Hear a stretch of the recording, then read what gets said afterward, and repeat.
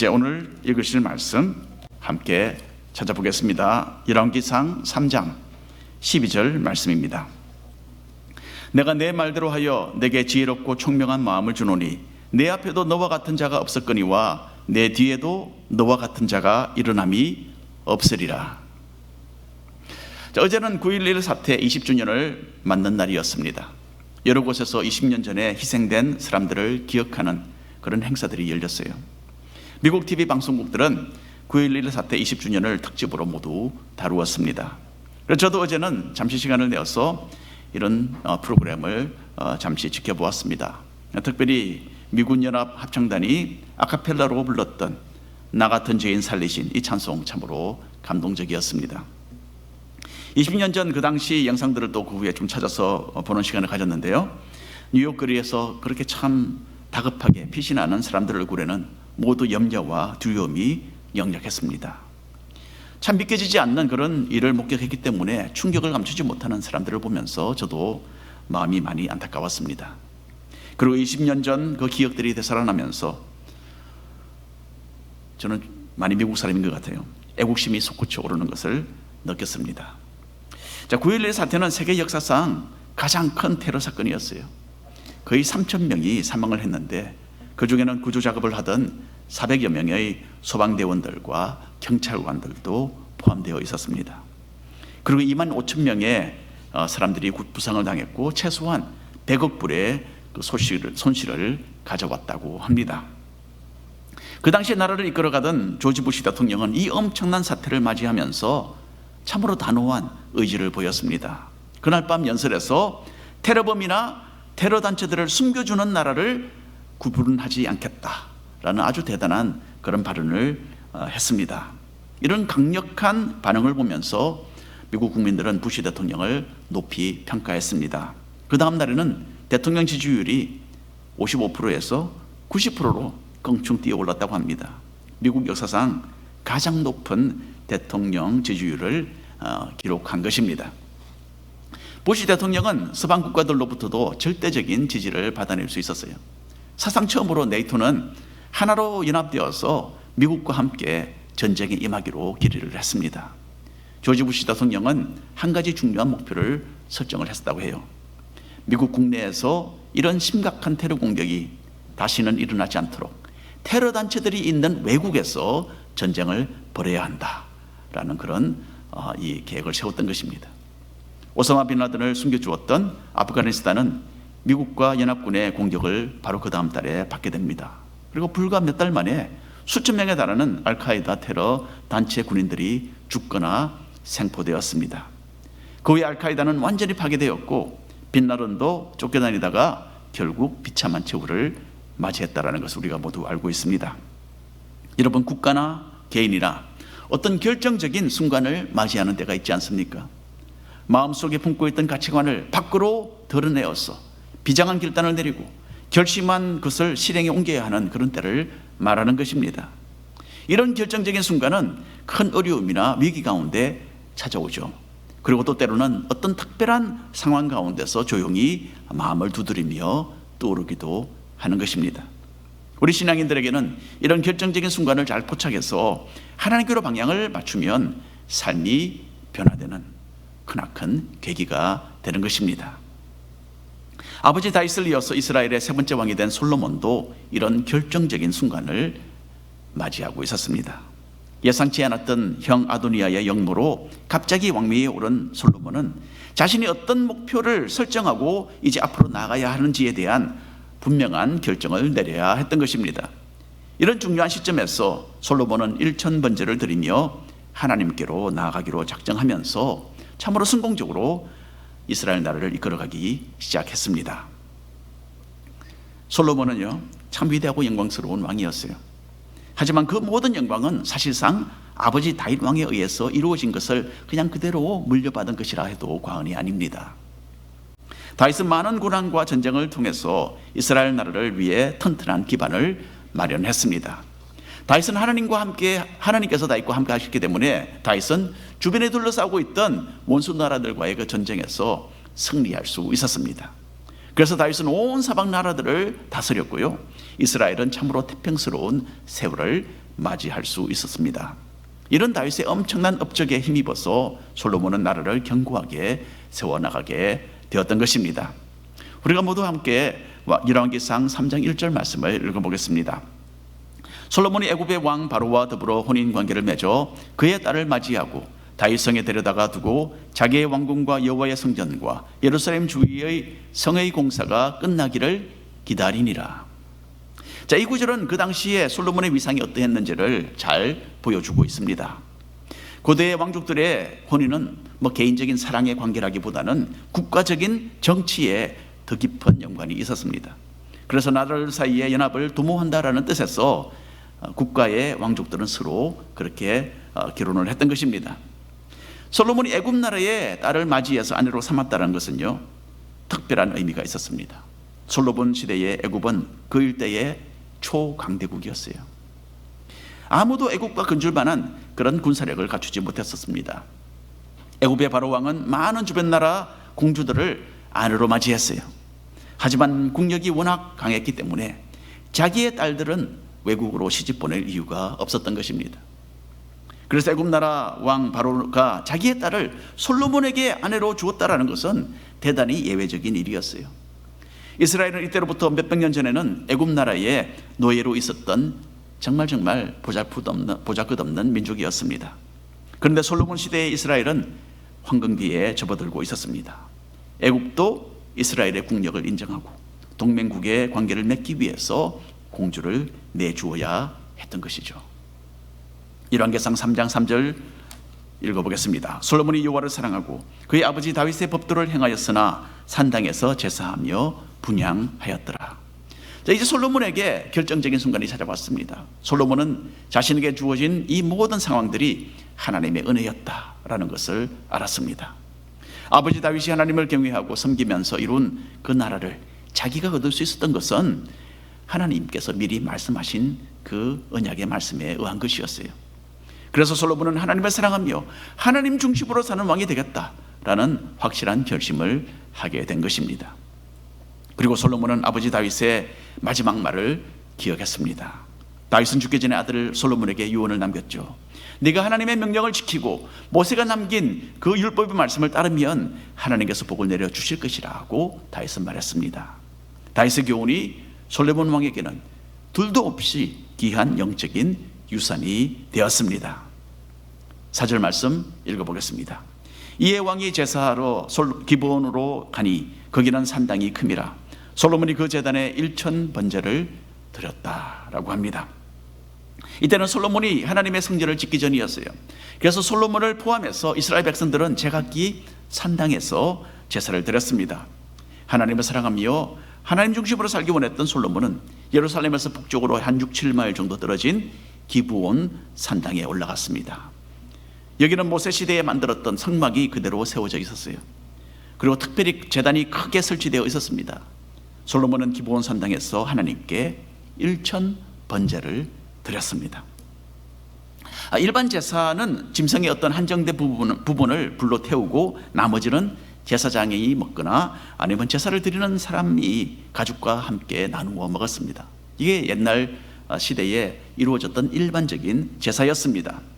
그에 비해서 번제는 짐승을 잡아서 가죽만 벗겨버리고는 나머지 그 전체를 제단에다가 올려놓고 완전히 불로 태우는 그런 제사였어요.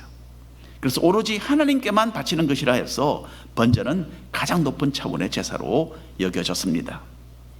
솔로몬이 드렸던 1,000번제를 본받아서 어떤 분들은 매일 헌금을 해서 일천날을 채우기도 하죠.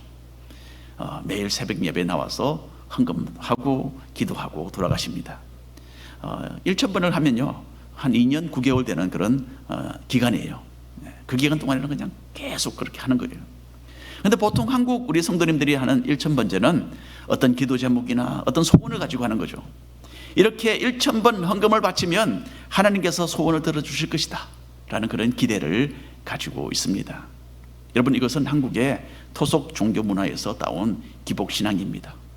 불교 신자들이 1,000날을 기간으로 잡고 소원 성취를 이루기 위해서 매일매일 돈을 바치고 불공을 드리는 것과 유사한 겁니다. 이런 자기중심적이고 조건적인 신앙은 건전하지 못합니다. 여러분, 솔로몬이 드렸던 일천번제는 어떤 조건을 내세운 제사가 아니었어요. 본래 번제는 하나님께 대한 사랑과 헌신을 표현하는 제사입니다. 역대하 1장을 읽어보면 솔로몬은 개인적으로 이렇게 혼자 기본으로 가서 제사를 드리지 않았어요. 나라의 모든 장군들과 신하들과 백성의 지도자들을 무수하게 거느리고 함께 가서 공적으로 대대적으로 제사를 번제를 드렸던 것입니다. 그냥 개인적인 어떤 소망이 있어서 그렇게 한 것이 아닙니다. 나라 전체와 자신의 왕위가 오로지 하나님의 손에 달렸다라는 것을 고백하는 그런 제사였던 것입니다. 더군다나 솔로몬의 일천번제는 짐승을 하루에 한 마리씩 이렇게 1000날 동안 제사를 드린 것이 아닙니다. 한꺼번에 1000마리를 번제로 드린 것이죠. 그래서 1000날 동안 기도하면 어떠한 특별한 효력이 있을 것이다 라고 생각하는 것은 죄송하지만 잘못된 신앙이라는 것을 여러분들에게 알려드리고 싶습니다. 자, 여러분, 우리는 기도로 간절한 마음의 소원을 물론 하나님께 아뢰 수 있어요. 또 그렇게 해야 합니다. 하지만 우리의 뜻보다는 더 크신 하나님의 뜻이 이루어지기를 우리가 원하며 그분의 뜻을 겸손하게 받아들이고 순종하는 마음으로 우리는 기도를 해야 하는 것입니다.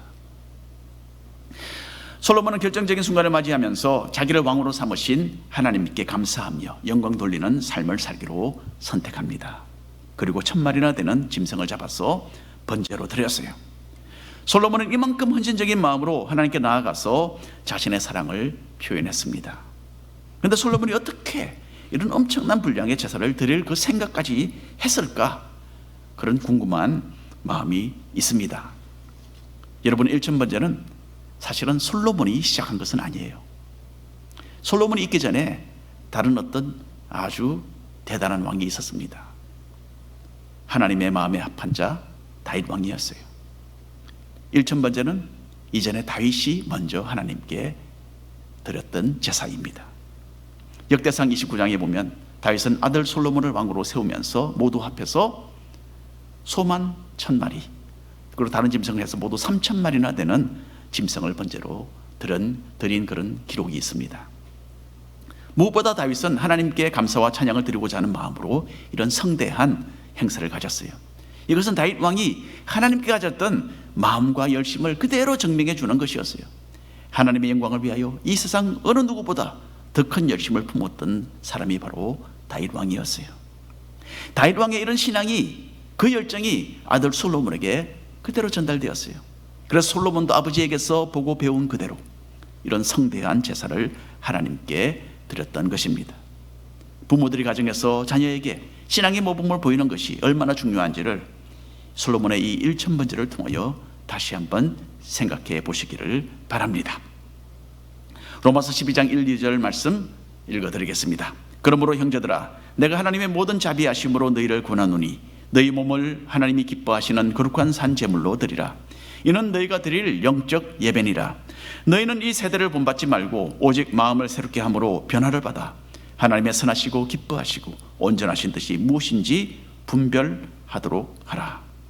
여기서 사도 바울은 하나님의 무한하신 은혜를 입은 우리 성도가 해야 할 일을 한 가지 제시하고 있죠. 하나님이 기뻐 받으실 제사를 드려야 한다라고 합니다. 그런데 이것은 옛날 구약시대에 짐승을 잡아서 바치는 그런 제사를 의미하지 않습니다. 우리의 몸을 살아있는 제물로 하나님께 드리는 영적인 예배라고 설명합니다. 이런 영적인 제사의 행위로서 우리는 이 세상과는 구별되어 새로운 삶을 추구해야 하는 겁니다.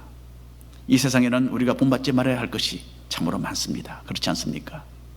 세상의 이론과 기준과 가치관 속에 푹 빠져 살던 우리의 마음은 가만히 놔두면 자연적으로 세상의 물결에 이리저리 휩쓸리게 되는 겁니다. 예수님께서는 요한복음 4장에 이렇게 말씀하셨습니다. 아버지께 참되게 예배하는 자들은 영과 진리로 예배할 때가 오나니 곧 이때라. 아버지께서는 자기에게 이렇게 예배하는 자들을 찾으시느니라. 이제 우리에게도 이 결정적인 순간이 찾아왔습니다. 여러분, 이제는 세상의 것을 따라가던 우리가 이제는 하나님의 뜻을 살피는 사람들이 되어야 하는 겁니다. 바로 그런 때가 되었어요. 분명한 결단을 내리시고 이 세대가 아니라 오로지 하나님 한 분만을 섬기겠다는 그 마음으로 영적인 일천번제 드리는 우리 모두가 되시기를 바랍니다. 둘째로 솔로몬은 지혜를 구하게 됩니다. 하나님께서 헌신했던 솔로몬은 참 지나칠 정도로 많은 짐승을 제물로 드렸죠. 꼭 이렇게 엄청난 분량으로 하나님께 예배를 드려야 되나? 그런 질문이 나올 수도 있겠습니다. 그런데 여러분, 예수님 시대에 가룟 유다가 바로 이런 비슷한 질문을 던졌었죠. 예수님께서 십자가를 지기 전에 마리아는 귀하고 비싼 향유를 몽땅 주님의 발에 부어드렸습니다. 일꾼이 1년을 일해서 벌 수 있는 300데나리온의 가치가 있는 그런 비싼 향유였어요. 지금 같으면 아마 한 2, 3만 불 정도 가치가 되겠죠, 최소한. 그때 가룟 유다를 위시해서 제자들은 왜 이렇게 귀한 것을 낭비하느냐라고 마리아를 나무랐습니다. 하지만 주님께서는 제자들의 그 말을 막으시면서 마리아가 나를 위해 좋은 일을 했다라고 인정을 해주셨습니다. 마리아는 예수님께서 베푸신 은혜가 자신이 고이고이 간직하던 비싼 향유보다 무한하게 더 크다라는 것을 잘 이해했던 여인입니다. 마찬가지로 솔로몬도 여기에 자기를 사랑하셔서 이스라엘 나라의 왕으로 삼으신 하나님의 은혜가 너무나 크다라는 것을 깊이 인식하고 있었습니다.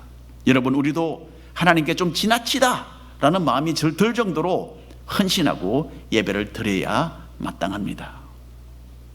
우리의 영혼을 사망에서 건지시고 모든 죄를 씻어주신 주님의 그 은혜를 무엇인지 알고 열심으로 헌신하시기 바랍니다.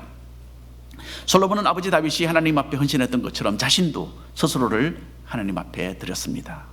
하나님의 법도를 따르고 순종하는 것만이 하나님의 복을 받는 길이라고 교훈했던 아버지 다윗의 마지막 말을 마음에 새겼기 때문입니다.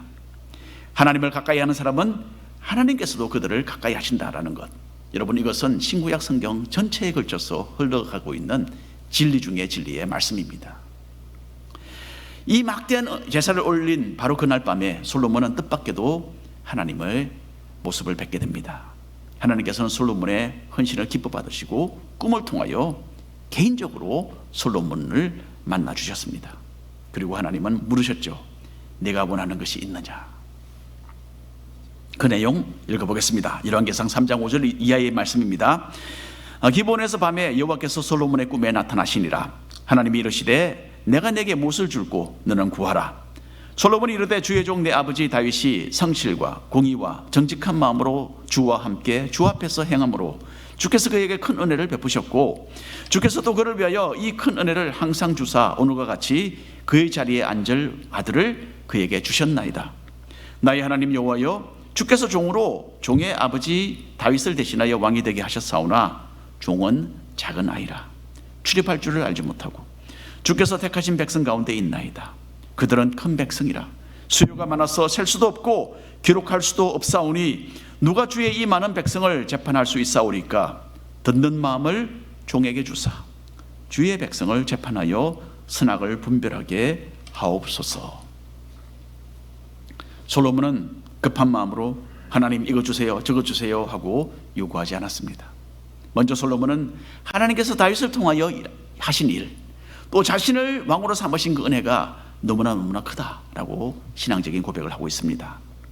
하나님의 은혜에 대하여 감사할 줄 아는 이 솔로몬의 첫 말, 이 첫 마디에 하나님은 크게 기뻐하셨을 것입니다. 두 번째로 솔로몬은 자신은 능력이 없어서 백성들을 다스리고 이끌 수가 없다라고 합니다. 솔로몬은 여기서 자기가 아이라고 이야기합니다. 성경에 보면요, 참 겸손한 사람들은 하나님 앞에 하나님께서 큰 일을 맡기셨을 때에 하나님 나는 작은 아이입니다, 그렇게 신앙을 고백했습니다. 솔로몬이 정말 실제로 작은 아이였는지는 정확하지는 않습니다만은 어쨌든 이것은 겸손의 표현입니다. 또 이스라엘 민족은 하나님께서 택하신 백성이었죠. 솔로몬은 왕으로서 자신의 삶은 궁극적으로 하나님을 섬기고 하나님의 백성을 섬기는 일인 것을 알았습니다. 그리고 결국에 가서는 자신이 한 일에 대한 하나님의 평가가 있을 것으로 생각을 했던 것이죠. 이어서 솔로몬은 하나님의 택하신 백성 이스라엘은 이제 너무나 번성해서 숫자를 셀 수 없을 정도로 많아졌다라고 말합니다. 이 많은 백성들을 재판하기 위해서는 들을 수 있는 지혜로운 마음이 필요하다라고 하나님께 말씀을 하게 됩니다. 여러분, 저는 지난 한두 주 동안 이제 갓난 손자를, 제 손자를 영상으로 쳐다보면서 흐뭇한 그런 미소를 짓고 있었습니다. 오늘 저녁에 출발해서 오하이오 주에 도착하면요, 이제 손자를 직접 안고서 저는 보게 될 것입니다. 많은 기대가 됩니다. 자, 지금은 우리가 이제 모두 전화를 자유롭게 사용하고 언제든지 문자를 보내거나 또 화상으로 통화를 하기까지도 합니다. 그런데 옛날에는 제가 어릴 때만 해도 그런 때가 있었어요. 편지를 보냈죠. 전화도 있긴 있었지만은 보통 사람들이 전화를 가지고 있지 않았어요, 집에. 특별히 저희 집같이 가난한 집은 전화가 없었습니다, 한국에. 그래서 편지를 써야 했는데 편지보다 더 빨리 메시지를 전달하고 싶으면요, 전보를 칠 수 있었어요. 전보를 치면 다른 통신회사를 통해서 가서 전보를 치면 그 전보 메시지가 그 지방에 도착을 해서 그 메시지를 바로 가지고 배달을 해 주었어요. 그러면 하루 안에 물론 그렇게 메시지가 전달이 되는 그런 시절이었어요. 옛날 시절인데, 옛날에 미국의 어느 통신회사에서 직원을 모집한다라는 광고가 신문에 나왔다고 합니다. 어느 젊은 청년이 지원서를 가지고 갔더니 사무실 앞에는 벌써 이미 다른 사람들이 7명이나 줄을 서서 자기들의 인터뷰 자리를 기다리고 있는 거예요. 그래서 이 청년은 할 수 없이 자기도 맨 뒤에 서서 기다렸다고 합니다. 이 통신회사이기 때문에 그때는 이 전보가 왔다 갔다 하는 거죠. 따다닥 하고 전보를 주고받는 소리가 시끄럽게 들렸습니다. 그 소리를 듣다가 이 청년은 갑자기 맨 뒤에 있다가 성큼성큼 걸어서 맨 앞으로 가는 거예요. 그러고는 사무실 문을 척 열고는 들어갔습니다. 자기 혼자. 줄을 서서 기다리고 있던 사람들은 이렇게 새치기 하는 청년을 보고서 어이가 없어서 서로 얼굴을 바라보고 있었다고 합니다. 잠시 후에 그 회사 매니저가 그 청년을 데리고 바깥으로 나왔어요. 그리고는 밖에서 기다리던 7명에게 말하기를, 필요한 사람을 찾았으니 당신들은 돌아가도 됩니다. 그렇게 말하는 거예요. 지원자 7명은 모두 화가 났습니다. 자기들은 차례가 되기를 기다리고 있었는데 이 청년은 순서를 지키지 않은 거죠. 그래서 새치기를 한 나쁜 사람이다 라고 매니저에게 그렇게 일러 바쳤어요. 그러자 매니저는 이렇게 대답을 합니다. 당신들은 여기서 기다리는 동안 계속해서 이렇게 따다닥 하는 소리를, 전보 소리를 듣고 있었습니다. 모스코드로 반복해서 나간 내용은 이 메시지를 듣고 이해한다면 밖에서 기다리지 말고 문을 열고 들어오세요 라는 말이었습니다. 당신들은 전보 소리 내용을 듣지 못하고 그냥 기다리고 있었지만은 이 청년은 그 모스코드를 듣는 귀가 있었기 때문에 지금 구형되었습니다 라고 매니저가 말을 했다고 합니다. 여러분, 솔로몬 시대에는 왕들이 법정에서 판사의 역할을 겸하기도 했어요. 지금 대통령이 그렇게 하라 그러면 깜짝 놀라겠죠. 옛날에는 그랬습니다. 그래서 솔로몬은 사람들의 말소리 속에 숨겨진 그 의도와 마음을 알 수 있는 지혜를 달라라고 하나님께 구했던 것이죠. 모스코드를 모르면 그 소리 따다닥 소리를 듣긴 들어도 이해하지 못하는 거죠. 아무런 도움이 되지 못합니다. 이와 같이 솔로몬은 사리를 분별하는 지혜로운 마음이 자기에게 꼭 필요합니다 라고 하나님께 이 부탁을 했던 것입니다. 여러분, 그러니까 솔로몬이 구한 지혜는요, 우리가 흔히 생각하는 세상의 모든 비밀을 꿰뚫어서 아는 그런 고차원적인 지혜가 아니었어요. 그런 식의 지혜는 아니라는 거죠. 솔로몬은 백성들에게 올바른 판결을 내릴 수 있는 재판관으로서의 그 지혜를 구했던 것입니다. 솔로몬이 이렇게 지혜를 구한 것은 자기 자신을 높이고 과시하려는 이기적인 욕망에서 비롯된 것도 아니었어요. 도리어 하나님의 백성을 잘 다스리고 섬기려는 마음에서 출발한 진실된 소원이었던 것입니다. 여기서 우리는 솔로몬의 겸손한 성품을 다시 한번 엿볼 수 있습니다. 다윗은 죽기 전에 아들 솔로몬이 참 지혜로운 사람이다, 그렇게 언급을 했던 적이 있습니다. 이 내용이 이 열왕기상 2장 후반에 보면 나와 있어요. 그래서 솔로몬은 본래 지혜로웠던 사람이었어요. 그런데 지혜로운 사람이 자기가 더 지혜가 필요하다는 걸 아는 지혜가 또 있겠죠. 솔로몬은 자기 자신의 능력이 아니라 하나님의 도우심을 구할 줄 아는 참 지혜로운 영적인 지도자였습니다. 그리고 하나님께서는 나라를 잘 다스리기 위해서 지혜를 구한 솔로몬의 그 진지한 모습을 보시고 기뻐하셨다라고 합니다. 그 내용 읽어보겠습니다. 열왕기상 3장 10절 말씀 이하 말씀입니다. 솔로몬이 이것을 구하매 그 말씀이 주의 마음에 든지라. 이에 하나님이 그에게 이르시되 네가 이것을 구하도다. 자기를 위하여 장수하기를 구하지 아니하며 부를 구하지 아니하며 자기 원수의 생명을 멸하기도 구하지 아니하고 오직 송사를 듣고 분별하는 지혜를 구하였으니 내가 내 말대로 하여 내게 지혜롭고 총명한 마음을 주노니 내 앞에도 너와 같은 자가 없었거니와 내 뒤에도 너와 같은 자가 일어남이 없으리라. 내가 또 내가 구하지 아니한 부귀와 영광도 내게 주노니 내 평생의 왕들 중에 너와 같은 자가 없을 것이라. 하나님께서는 일반적으로 사람들이 구하는 것을 솔로몬이 구하지 않았다라고 말씀하시죠.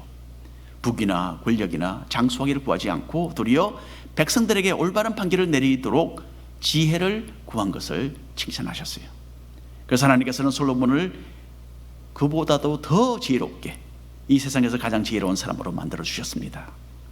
아마 저는 한 번씩 보면 요즘에 그 굉장히 똑똑한 그런 천재 아이들 있잖아요. 뭐 보면 5살밖에 안 됐는데 벌써 대학생들이 하는 그런 수학을 하고 막 그 정말 뛰어난 그런 공학과들하고 막 그 이 숫자에 대해서 막 이야기하고 막 문제를 풀어 나가고 5살, 6살짜리가 이제 그런 걸 보는데 참 엄청난 그런 지능이 있는 거죠. 아마도 하나님께서 솔로몬을 그렇게 천재로 만들어주지 않으셨을까? 저는 그렇게 생각을 합니다. 솔로몬을 가장 지혜로운 사람으로 만들어주셨어요. 또 솔로몬이 구하지 않았던 부귀와 영광과 생명도 넘치도록 부어주셨습니다. 자, 그때로부터 얼마 되지 않아서 솔로몬의 재판석에 솔로몬의 지혜가 그대로 표현되는 사건이 하나 생기게 됩니다. 두 여인이 같은 집에 살았는데요. 여러분, 이 재밌는 이야기인데 여러분 이건 열왕기상 3장 후반에 나오니까 나중에 읽어보십시오. 저는 좀 간추려서 말씀을 드리겠습니다. 여러분들이 성경을 많이 읽으시면 제가 이렇게 말 안 해도 될 텐데 성경을 읽으시는 분도 있지만 안 읽으시는 분이 많기 때문에 조금 더 설명을 드립니다. 두 여인이 같은 집에 살았어요. 어떤 여인인지는 여러분들이 성경을 찾아보시면 알게 될 겁니다. 그런데 같은 집에 살았던 이 두 여인이 며칠 사이로 둘 다 아들을 낳았어요. 어느 날 한 여인이, 그 중에 한 여인이 밤중에 자다가 일어나 보니까 아들이 죽어 있는 거예요. 자기 아들이 죽어 있는 거예요. 그래서 이 여인이 어떻게 했느냐면 죽은 자기 아들을 옆에서 자고 있는 다른 여인의 아들과 바꾸치기를 한 거예요. 그래서 두 사람은 서로 살아있는 아이가 자기 아들이라고 주장하면서 싸우게 됩니다. 그리고는 왕에게 다가와서 이 일에 대해서 우리에게 재판을 해 주십시오, 이런 요청을 하게 됩니다. 그 집에는 이 두 여인만 살았어요. 아무런 증인도 없고 오로지 두 사람의 주장만을 가지고서 판결을 내려야만 하는 참 어려운 문제였어요.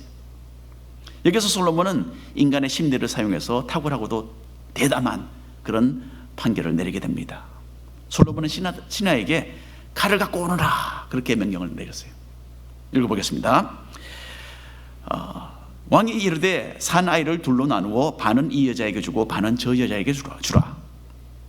그 산 아들의 어머니 되는 여자가 그 아들을 위하여 마음이 불붙는 것 같아서 왕께 아뢰어 청하건대 내 주여 산 아이를 그에게 주시고 아무쪼록 죽이지 마옵소서 하되 다른 여자는 말하기를 내 것도 되게 말고 네 것도 되게 말고 나누게 하라.